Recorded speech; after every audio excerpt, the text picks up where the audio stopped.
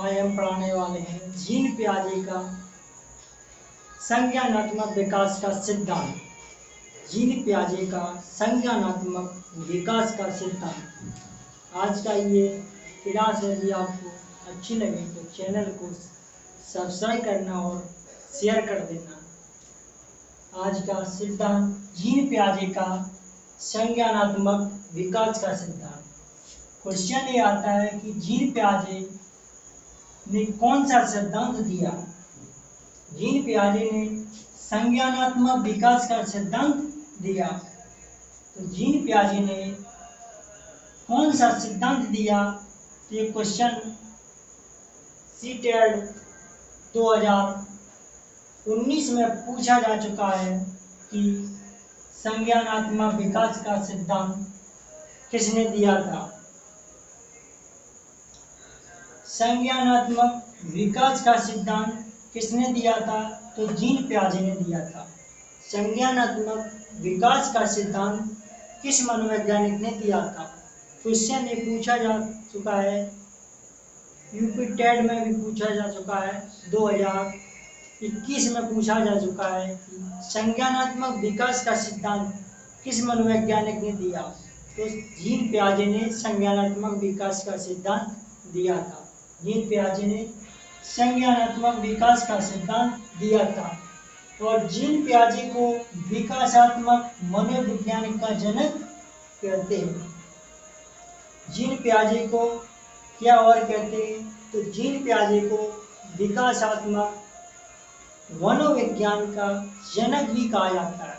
Question आता है विकासात्मक मनोविज्ञान का जनक किसे कहा जाता है, तो विकासात्मक मनोविज्ञान का जनक जीन पियाजे को कहा जाता है। विकासात्मक मनोविज्ञान का जनक जीन पियाजे को कहा जाता है।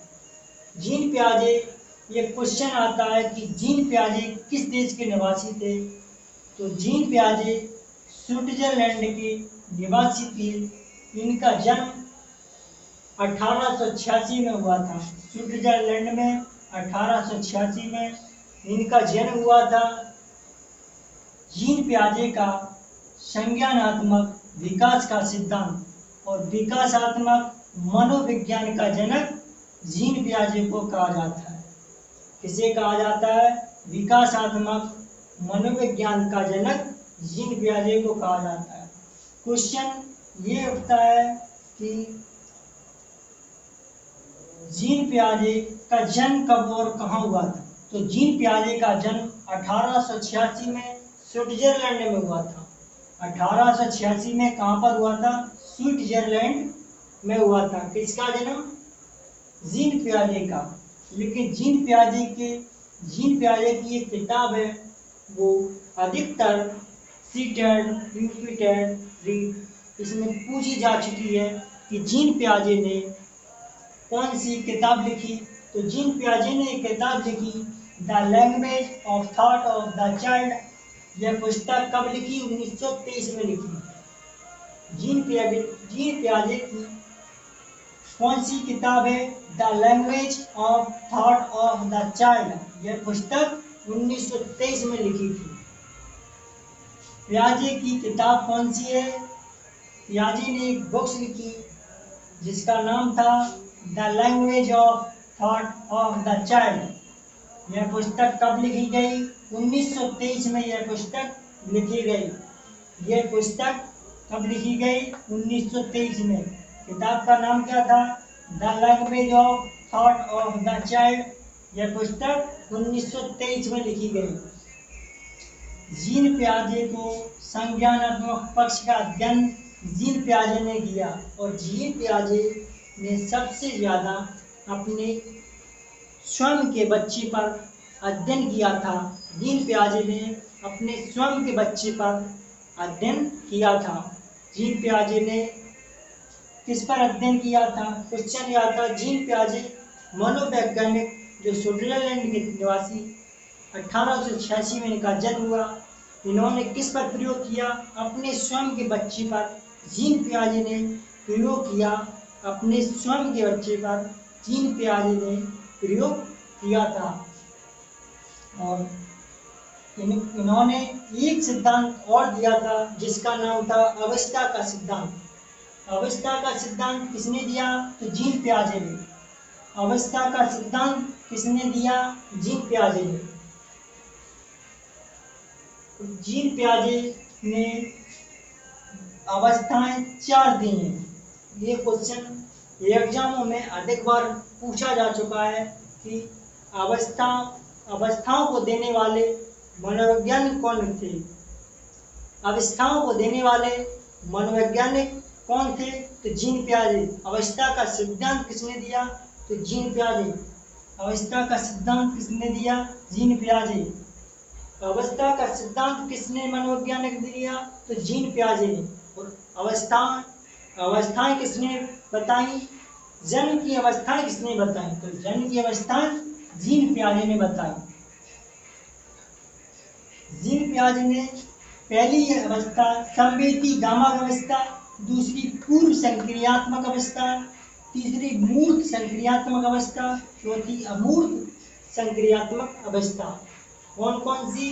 पहली संवेदी गामक अवस्था, दूसरी पूर्व संक्रियात्मक अवस्था, तीसरी मूर्त संक्रियात्मक अवस्था, चौथी अमूर्त संक्रियात्मक अवस्था। अमूर्त संक्रियात्मक अवस्था।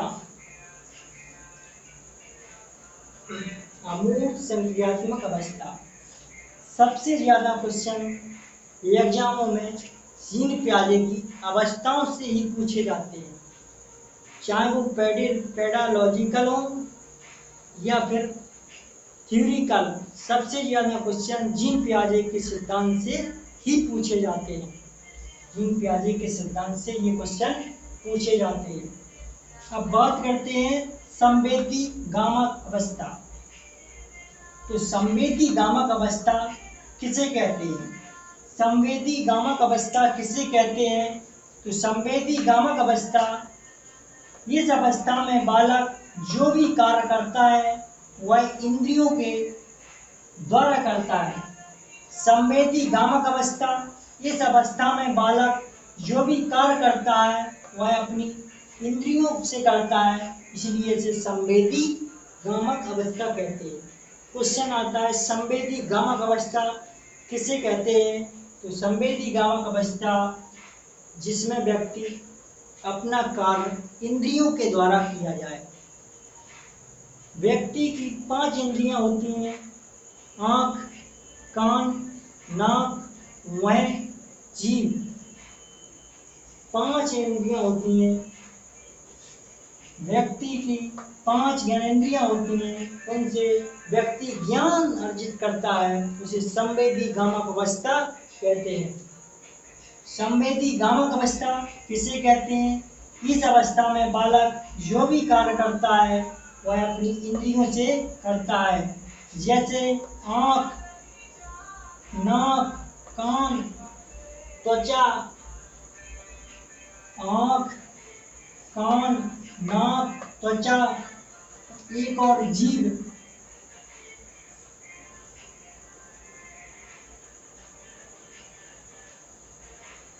इनसे व्यक्ति ज्ञान प्राप्त करता है, ज्ञानेंद्रियों से ज्ञान प्राप्त करता है, उसे संवेदी गामक अवस्था कहते हैं। ये क्वेश्चन और आता है कि संवेदी गामक अवस्था की उम्र क्या होती है? संवेदी गामक अवस्था की एज क्या होती है? तो 0 से 2 वर्ष। ये क्वेश्चन एमपीटेट लेवल 2 में ये क्वेश्चन पूछा जा चुका है कि संवेदी गामक अवस्था की एज कितनी होती है, संवेदी गामक अवस्था की उम्र क्या होती है? तो 0 से 2 वर्ष संवेदी गामक अवस्था की उम्र होती है। अब बात करते हैं पूर्व संक्रियात्मक अवस्था। पूर्व संक्रियात्मक अवस्था, इस अवस्था में बालक पड़ोसी बच्चों के साथ खेलता है।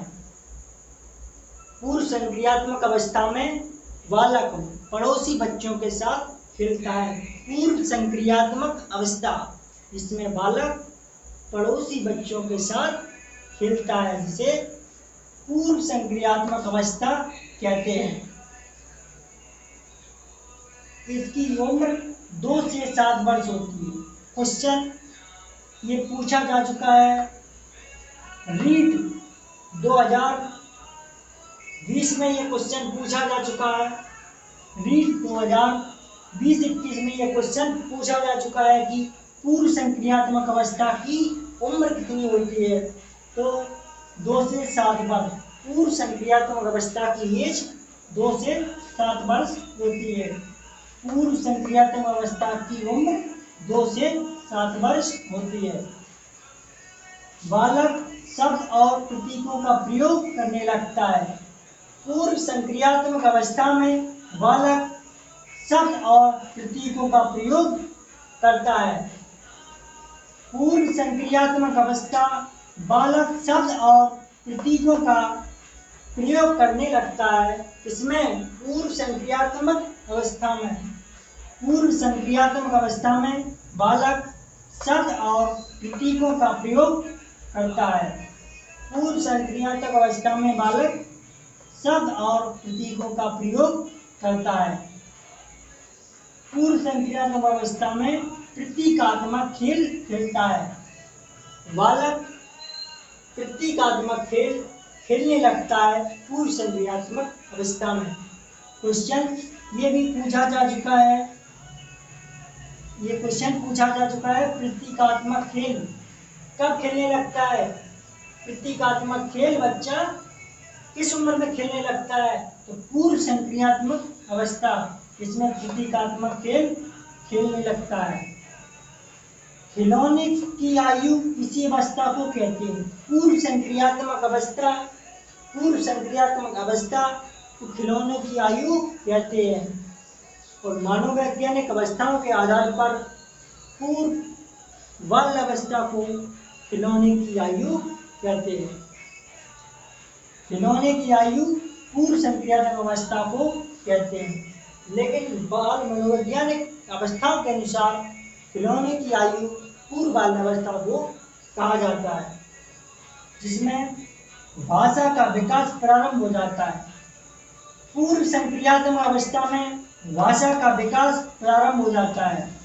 पूर्व संक्रियात्मक अवस्था में भाषा का विकास प्रारंभ हो जाता है। क्वेश्चन ये आता है कि भाषा का विकास प्रारंभ किस अवस्था में हो जाता है।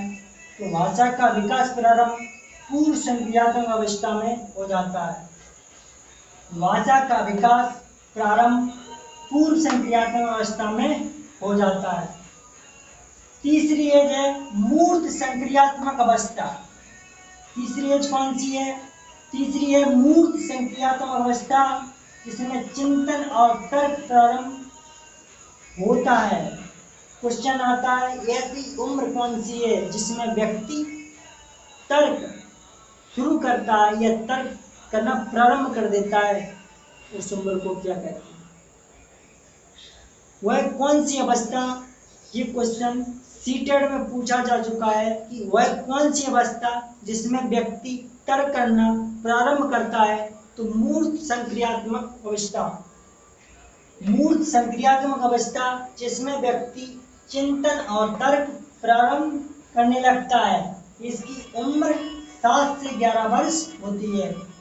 मूर्त संक्रियात्मक अवस्था में चिंतन और तर्क प्रारंभ होता है। इसकी उम्र 7 से 11 वर्ष होती है। दिन तारीख समय बताने योग्य बालक हो जाता है। किसमें। मूर्त संक्रियात्मक अवस्था में। मूर्त संक्रियात्मक अवस्था में बालक दिन तारीख समय बताने योग्य होता है। मूर्त संक्रियात्मक अवस्था में दिन तारीख समय बताने योग्य बालक हो जाता है। कौन सी अवस्था में। मूर्त संक्रियात्मक अवस्था में। अनुपात भार आकार क्रम आदि समझने लगता है। मूर्त संक्रियात्मक अवस्था में अनुपात भार आकार क्रम आदि समझने लगता है। मूर्त संक्रियात्मक अवस्था में बालक अनुपात भार आकार क्रम आदि समझने लगता है। इसमें मूर्त संक्रियात्मक अवस्था में अनुपात भार आकार क्रम आदि समझने लगता है। चौथी एज है अमूर्त संक्रियात्मक अवस्था। चौथी एज अमूर्त संक्रियात्मक अवस्था जिसमें किशोर मूर्त के साथ अमूर्त करने योग्य हो जाता है। क्वेश्चन आता है कि अमूर्त के साथ अमूर्त करने योग्य व्यक्ति मूर्त के साथ अमूर्त करने योग्य बालक किस अवस्था में होता है? तो अमूर्त संक्रियात्मक अवस्था में होता है। अमूर्त संक्रियात्मक अवस्था की एज 11 से अधिक होती है। 11 के बाद अमूर्त संक्रियात्मक अवस्था होती है। तो आज का ये टॉपिक था जीन पियाजे का संज्ञानात्मक विकास का सिद्धांत। आज की क्लास यहीं पर समाप्त होती है। ये क्लास आपको अच्छी लगी तो चैनल को सब्सक्राइब और शेयर कर देना।